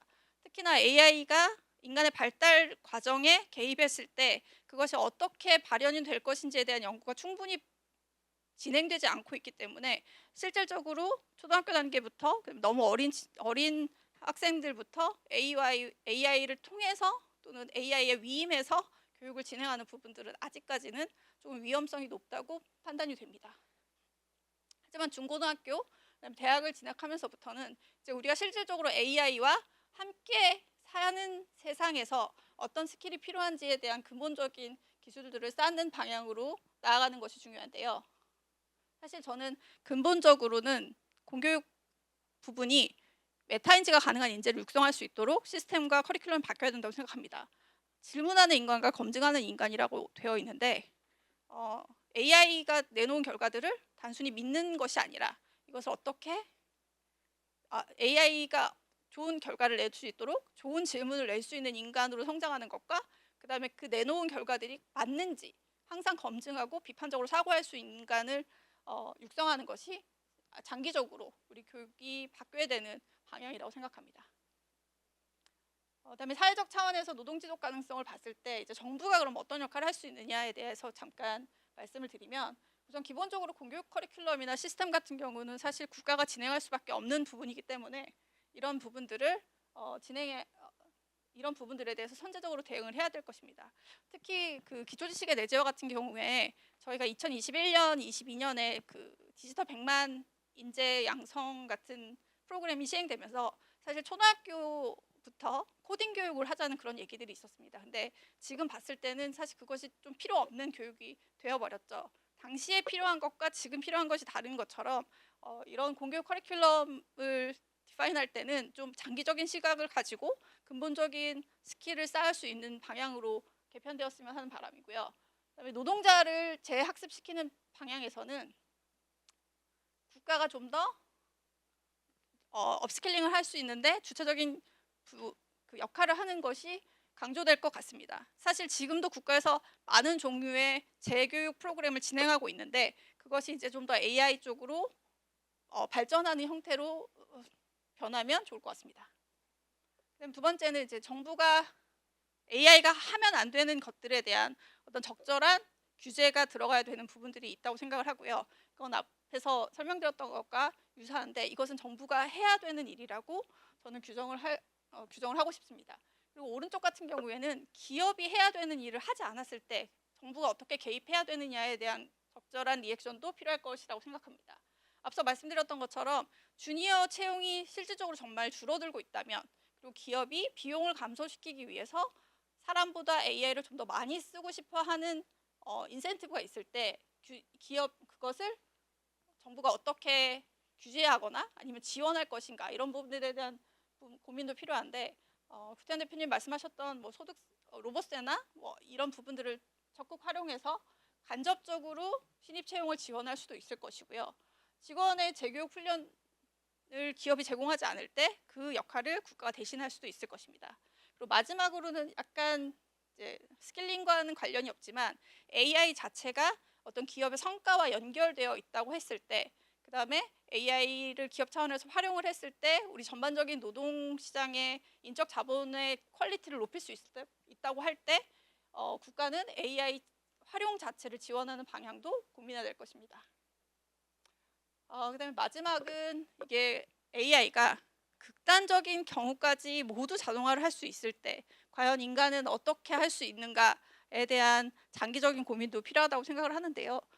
우선 분배 체계는 앞서서 구태현 대표님이 잘 설명을 해주신 것 같습니다. 로봇세를 도입해서 그 소득을 우리가 다 같이 나눠서 쓸 수도 있을 것이고요. 기본 소득을 분배할 수도 있을 것이고요. 이런 부분들에 대한 장기적인 논의도 시작을 할 필요가 있을 것입니다. 두 번째는 사회 안전망 구축인데요. 당장에 AI가 고용을 줄이는 효과들이 가시화되기 시작했다고 하면 이런 경우 우리는 이 고용되지 않은 노동자를 어떻게 보호할 것인가, 이 부분에 대해서 좀 더 논의가 필요하고요. 세 번째는 노동시간 단축을 어떻게 우리가 쉐어링 할 것인가에 대한 부분도 고민할 필요가 있다고 생각합니다. 주 4.5시간을 도입하지만 어떤 사람은 야근을 해야 되고 어떤 사람은 일자리가 없다고 하면 우리가 그 밸런스를 어떻게 찾아갈 것인가, 이런 부분도 노동시간 쉐어링 측면에서 논의를 할 필요가 있을 것으로 보입니다. 네, 이것으로 제 발표를 마치겠습니다. 감사합니다. 네, 저희가 제일 고민하고 있는 지점, 그리고 현재 가장 시급한 이슈를 한 가지씩은 일단 질문을 먼저 드리겠습니다. 지금 제일 문제는 두 분 똑같이 지적해 주신 바와 같이 신규 고용의 문제가 있습니다. 그래서 이제 신규 고용에 있어서 우리가 이 문제를 어떻게 해결할까? 이걸 먼저 이제 민순호 박사님께 여쭤보고 싶은 지점은, 사실은 지금은 증강이 돋보이기는 하는데, 근데 이제 궁극적으로는 이 지금 증강을 하고 있는 그 과정에서 경력자들이 이 증강 툴을 활용해서 결국에 이게 자동화로 이어지는 흐름이라고 보고 있고, 그렇기 때문에 기업 입장에서는 이걸 전부 다 이제 자동화를 하게 될 거라는 어떤 기대감을 가지고 있기 때문에 채용을 하지 않는 그런 형태가 지금 계속 좀 이어지고 있는 것 같거든요. 거기에 대해서 좀 우리가 어떤 트리거를 주어야 이게 실제 신입 채용으로 이어질 수 있을 만한 게 될까? 약간 이 지점을 먼저 좀 여쭤보고 싶고요. 우리는 정책적으로 어떤 그냥 바우처만 주고 하는 게 문제가 아니라 뭔가 좀 더 트리거가 있어야 될 것 같다. 이런 감정적인 장벽이랄지 이런 것들을 어떻게 해결할지, 그게 좀 저는 좀 궁금했고, 구태현 대표님께 궁금한 점은 이제 스타트업 씬을 워낙에 오래 보셨잖아요. 스타트업 씬만큼 사실 인력의 채용과 요런 것들이 굉장히 다이나믹이 있는 곳이 또 많지가 않아서 어떻게 보면 저는 스타트업 씬에서의 인력 고용의 그 흐름을 통해서 좀 우리가 힌트를 좀 얻어볼 수 있지 않을까 싶습니다. 그리고 이제 우리가 스타트업 씬이 얼마나 그 해당 회사가 성장했느냐를 보는 주요 KPI 중에 하나가 또 신규 고용인데 요런 것을 우리가 좀 이 지금 현재 우리가 처해 있는 이 신규 고용의 이 이슈들을 혹시 그 스타트업 씬의 변화에서부터 조금 우리가 얻을 수 있는 뭔가 있지 않을까라는 기대에 좀 여쭤보고 싶었습니다. 네, 먼저 민 박사님. 네.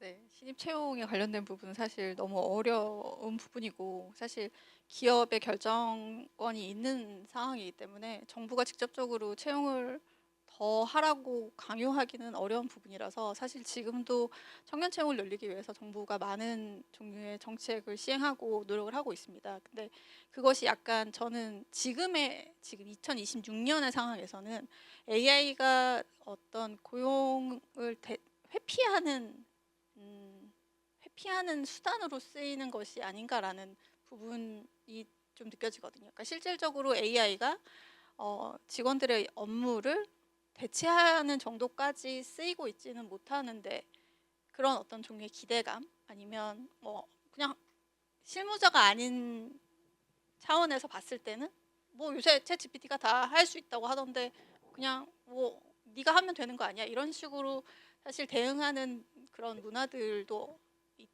분명히 있어서 그런 부분들이 이제 고용에 실질적으로 영향을 미치는 부분도 있다고 생각이 드는데 사실 이 부분은 어려운 문제라서 제가 어떻게 말씀드리긴 좀 어렵지만 어떤 문화적인 부분들을 형성해 나가는 것도 좀 중요하다고 생각을 하고요. 지금 정부가 구조개혁 관련해서 이제 노동시장 구조개혁 관련해서 많은 부분들을 언급을 하고 있는데 사실 그런 부분들이 AI랑 많이 연결이 되어 있다고 생각을 하거든요. 그래서 그런 구조개혁의 안에서 이제 AI를 활용하는 시대에서 우리가 고용에 대한 부분들도 같이 녹여나가는 것이 좀 중요하지 않을까라고 생각을 합니다. 네, 좋은 질문 감사합니다. 그 고용의 문제는 청년의 문제도 큰데 누가 더 생산성 있는 고용을 창출할 것이냐라고 보면 우선 당면한 문제는 고참들이 일 더 하셔서 생산성 높여야 됩니다. 그래서 청년들의 아무런 걱정스러운 미래를 해결해 주시는 역할을 하면서 동시에 청년들이 채용될 수 있는 청년으로 또 변신해야 될 것 같아요. 두 가지인 것 같습니다. 아시겠지만 일본이 거의 완전 고용인데 청년들 100% 고용되거든요. 근데 잘 보시면 일본은 고령이 돼도 다 일하시거든요. 즉 어른들이 앞에 나서서 개척을 하시면서 적게 태어나는 청년들의 그 일자리가 충분히 산출되고 있는 것이죠. 그래서 지금으로 보면 중장년 세대와 청년 세대가 함께 지금 노력해야 되는 시대라고 말씀드릴 수 있을 것 같고요. 근데 AI의 파급효가 큰 부분은 분명히 청년들의 일자리는 이제 급감하고 있는 것이 아까도 말씀드렸지만 체험하지 못한 지식, 즉 초중고 대까지 학습한 지식, 즉 북스마트죠. 북스마트는 AI가 다 제공하기 때문입니다. AI는 와인을 마셔보진 않았지만 와인에 대해서 논문을 쓸 수도 있죠. 근데 그런 지식은 이제 AI한테 금방 습득하기 때문에 그는 고참들이 금방 스스로 해결하고 있기 때문에 이제 젊은 친구들 필요 없네. 이제 보조하는 개념에 또 육성하는 개념에 청년들이 필요 없고요. 그래서 이런 부분에서 이 청년들이 고참들이 옆에 두고 쓸만한 인력으로 변신을 시켜주는 것이 필요한데 그것은 교육 개혁이 이루어져야 됩니다. 즉 교육이 이제 가르칠 분들이 없는 거예요.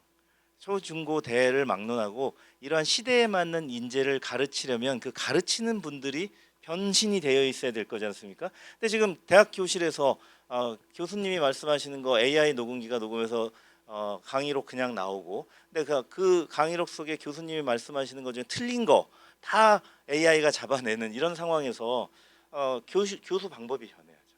그래서 교육이라는 단어가 아니라 학교는 이제 체험의 장으로 바뀌어야 될 것 같거든요. 즉 스트릿 스마트를 키우는 곳으로 바뀌어야 됩니다. 초중고 공이, 초중고 대가. 그래서 이미 기업들은 고졸 천재들을 뽑기 시작했어요. 팔란티어처럼. 왜냐하면 고졸이지만 뛰어난 사람들은 북스마트를 넘어서 스트릿 스마트 수준으로 금방 변신할 수가 있는 거죠. 근데 이제 일반적인 수준에서 봤을 때 교육이 지향해야 될 점은 바로 현장 체험을 중심으로 한 방식으로 기업이 이 친구는 젊은데 이렇게 말귀를 잘 알아듣지? 이런 선수들이 늘어나야 이제 뽑을 수 있을 것 같고요. 이제 기업 관점에서 하나에서 말씀드리면 기존 기업은 이런 상황입니다. 고참들이 다 할 수 있어요. 그래서 또 우리는 또 아시다시피 이제 노동법 제도가 잘 돼 있어서 오래오래 근무하실 수 있으니까 더욱 더 이런 현상이 늘어날 거고요.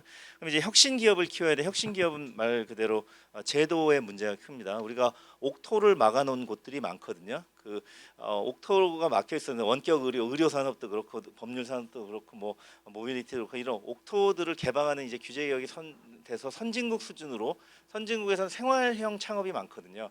사실 생각해 보시면 우버나 에어비앤비 이런 게 먹고 자고 놀고 이동하는 일들이 그게 다 막혀 있었잖아요. 이제 그런 걸 포함해서 여기에 AI들이 들어서 기존 산업을 바꾸는 부분까지 이런 것들이 혁신 기업이 한다고 치면 대기업도 혁신을 할 수 있고 스타트업도 혁신할 수 있는데 이들이 뽑고 싶은 인력은 일종의 그 특별한 분야에서의 덕후들인 거죠. 근데 국영수 수능만 해갖고는 덕후가 될 수 없습니다. 그래서 잘 보시면 요즘에 덕후들은 이미 다 먹고 살아요. 고양이 덕후가 유튜브에 고양이 채널에 100만 구독자를 가지고 있고요. 도마뱀 유튜버도 잘 아주 수입 몇십억씩 버실 거라고 생각합니다. 1인 기업이죠. 그러니까 고용일 때 우리가 놓치고 있는 게 셀프 인플로이먼트거든요. 이제 1인 기업이 가능한 시대고 최근에 뭐 클로드 코드나 이런 걸 가지고 몇 시간 만에 뚝딱 앱을 만들어낼 수 있는 이런 시대이기 때문에 어떤 분야의 덕후는 1인 기업이 될 수 있고 1인 기업이 100인 기업, 만인 기업이 될 수도 있겠죠. 그래서 이런 능력 있는 개인들을 키우는 교육 시스템 그리고 이들을 지원할 수 있는 교수법과 뭐 대학 학제 이런 것들이 함께 가서 세계적인 덕후들이 가장 많이 나오는 나라 그러면 그들이 1인 기업으로부터 시작해서 제로 투 원이죠. 그래서 제로 투 만까지 가면 이제 고용 문제가 해결될 것이다. 그렇게 좀 생각이 됩니다. 감사합니다. 혹시 플로어에서 질문이 있으실까요? 없으시면 저희가 마지막 질문 하나씩 간단하게만 좀 여쭤보도록 하겠습니다. 결국 생산성의 증가를 우리가 큰 전제로 지금 두고 있는데 결국에는 그러려면 시장에서의 수요가 또 발생을 해야 되는 거잖아요.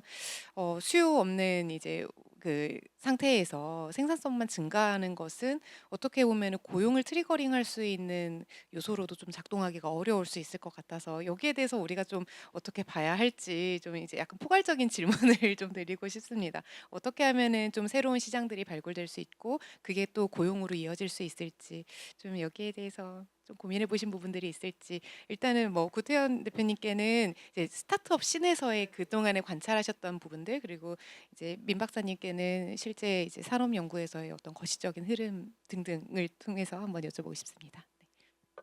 네, 뭐 장기적 이고 궁극적으로 봤을 때는 이제 뭐 대표님이나 저나 둘 다 소득 분배나 이런 부분들에 대한 말씀을 드렸는데 사실 새로운 산업이나 이런 걸 창출하는 것이 이제 약간 단기적인 부분이라고 하면 장기적으로 AI가 자동화를 극단적인 부분까지 밀었을 때 이제 노동 소득 자체가 대체된다는 부분에 대한 우려를 기업 단위에서도 조금 시작을 하시는 것 같습니다. 지금 뭐 오픈 AI가 어떤 지분을 나눠주고 있는 일을 하고 있는데 사실 기업이 오픈 AI의 지분을 나눠준다고 했을 때 실제로 기존의 클래식한 차원에서 기업의 행위를 봤을 때는 그럴 필요가 없는 것이거든요. 근데 뭐 오픈 AI가 실질적으로 모든 우리의 일을 대체할 수 있다고 했을 때 노동소득을 잃은 사람들은 사실 소비를 할 수 없기 때문에 극단적으로 발전한 생산성이 필요가 없게 됩니다. 그런 장기적인 우려를 고려해서 지금부터 어떤 쉐어링에 대한 개념을 나누고 있다고 생각을 하는데요. 그런 부분들에 대해서 뭐 기업 단위뿐만 아니라 당연히 국가적인 차원에서도 실질적으로 그런 시대가 왔을 때 우리가 어떻게 해야 되는지 논의 그다음에 생각 이런 부분들을 해야 될 필요가 있을 것 같고요. 산업 차원 측면에서는 사실 아직까지는 AI를 발전시키는 차원 제가 아까 설명드렸던 직접 효과 중에서 앞단에 있을 때 피지컬 AI든 에이전틱 AI든 사실 그 산업 자체들이 발전을 해야 되는 부분들이 있거든요. AI 산업 자체만 발전하는 게 아니라 AI 산업이 발전하기 위해서 전기도 필요하고 전기를 생산하기 위한 산업이 또 발전을 하고 이런 부분들이 있기 때문에 AI가 파급하는 당장의 산업들에 어떻게 대응을 해야 되는지에 대해서 그 부분을 대응하는 것이 좀 단기적으로는 중요하다고 생각합니다. 우리는 최근에 누가 말씀하셨는데 빌 게이츠가 말씀하셨는데 우리 노동하러 태어나지 않았다는 겁니다.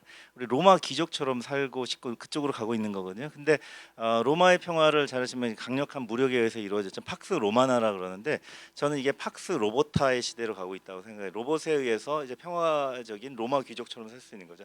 자, 그럼 우리나라 국민들이 로마 귀족처럼 산다는 얘기는 뭐냐? 모든 걸 다 편리하게 쉽게 해결해 주는 거. 잘 보시면 배달의 민족을 한 우한 형제들의 그 초기의 서비스 모토가 좋은 음식을 먹고 싶은 곳에서였거든요. 옛날에 배달 어떻게 전화로 보고 불편했잖아요. 앱에서 다 보고 하니까 확 넘어가서 지금 배달 음식 시장이 40조거든요.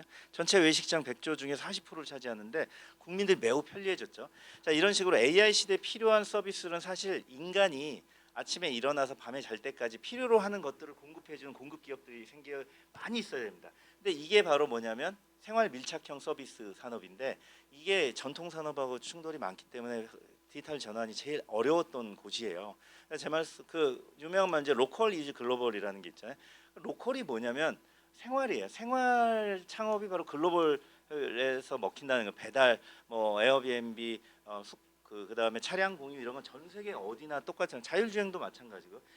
이제 간병 이런 로봇들도 전 세계 모두니까 시장은 전 세계 시장으로 갈 수 있고요. 그래서 로컬 창업이 잘 될 수 있다면, 그러니까 우리가 아침부터 일어나서 저녁까지 잘 때까지 필요한 서비스들을 AI로 풀어내는 마이크로한 기업들의 창업이 쉽게 될 수 있다면 그들 기업이 전 세계를 지배할 수 있게 되는 것은 디지털 변화의 역사에서 알 수 있습니다. 근데 그 부분이 바로 우리가 규제 장벽이 많은 곳입니다. 이 부분을 우리가 잘 장벽을 풀어주셨으면, 그게 아까 제가 말했던 옥토가 이렇게 갇혀져 있는 옥토들이 많거든요. 그게 글로벌 격차가 있고요.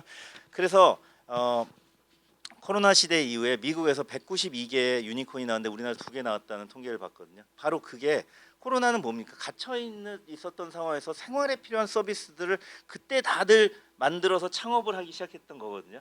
근데 미국에선 가능했는데 우리는 안 된 것이 있죠. 이 갭 분석을 하면은 답이 나옵니다. 우리 주변에서 사람에게 접근하고자 하는 그것도 플랫폼이나 AI를 통해서 접근하고자 하는 그런 서비스들이 가능하면 되거든요. 헬스케어부터 할 게 많습니다. 근데 많이 막혀 있으니까 그 부분에 집중하면 좋은 기업들이 많이 나올 거라고 생각합니다. 감사합니다. 사실 제일 고민이 됐던 것은 AI의 발전 속도와 어떤 AI 발전에 대한 기대에 대한 속도와 그리고 이제 그에 비해서 빠르게 떨어지는 신규 채용률 그리고 이것에 비해서 조금 뭔가 더디게 우리가 그냥 막연하게만 생각을 하고 있었던 새로운 어떤 고용 시장이랄까 새로운 일자리 창출 이런 지점들이 되게 좀 맞물리지 못하고 있는 듯한 느낌이 들었는데 방금 이제 말씀해주신 내용들을 토대로 약간의 힌트를 얻어간 것 같습니다. 네, 오늘 이렇게 말씀해주신 두 분께 다시 한번 감사드리고요. 오늘 세미나 여기서 마무리하도록 하겠습니다. 고맙습니다.